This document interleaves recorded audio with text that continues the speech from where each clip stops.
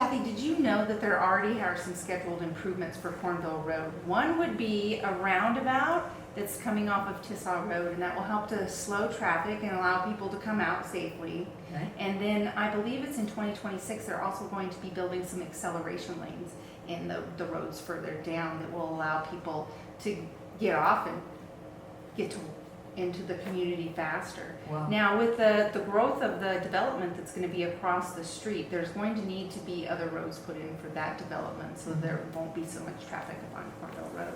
And that's wonderful that you're on it.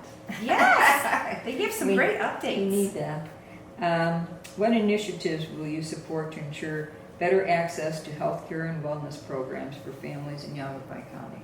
So we have, the county has some vans, and I notice that they aren't out in our area very often, but I do also know that we have some areas of growth where we should have more county services. One of them is VOC, and I do know that that is an area that they're looking at having some services closer, especially for health services.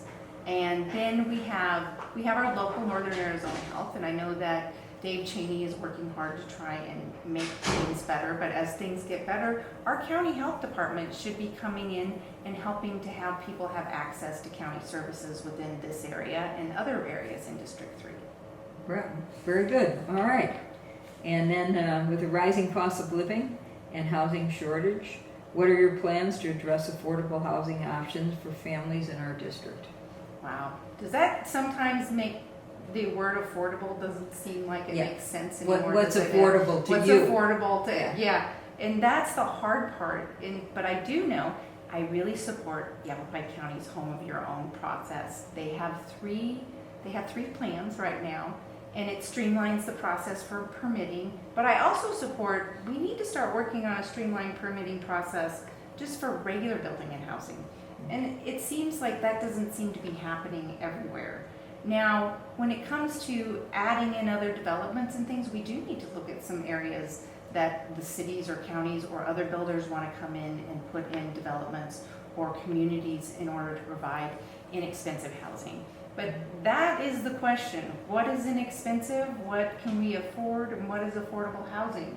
It's just one of those questions that I don't think anybody has an answer for it right now. But I hope to be part of the solution, and I hope to be able to work hard on that to enable people to move here and grow roots just like I did. Yeah, it's very important. Okay. It seems like only older people can afford to come here, and that's why we don't have the children in the high schools and the schools that we would like.